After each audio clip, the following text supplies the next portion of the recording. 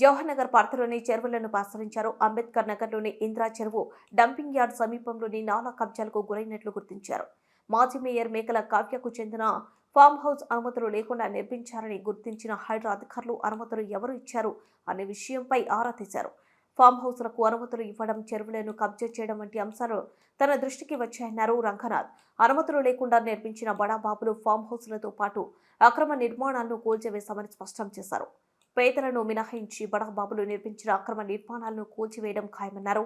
పేదల ఇళ్ల సాకుతో అక్రమార్కులు తప్పించుకునే ప్రయత్నం చేయడం సరికాదని, వారిపై కఠిన చర్యలు తీసుకుంటామని హెచ్చరించారు రంగనాథ్.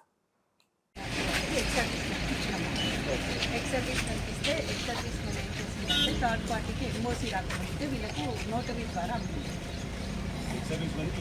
మనం ఇచ్చాము, అలాట్ చేసాము. సర్వీస్ 5 acres అది అతను ఎన్ఓసీ తీసుకోవాలి బిఫోర్ అమ్మడానికి ముందు. ఎన్ఓసీ తీసుకోకముందుకే వీళ్ళకి థర్డ్ పార్టీ చేతిలోకి వెళ్ళిపోయింది ల్యాండ్స్.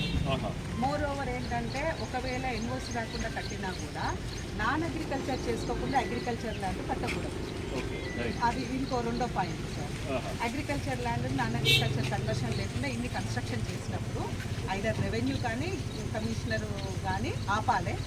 ఇవి ఈ స్టేజ్లో ఉన్నాయి అన్ఆథరైజ్డ్ ఇల్లీగల్ స్ట్రక్చర్స్. ఇది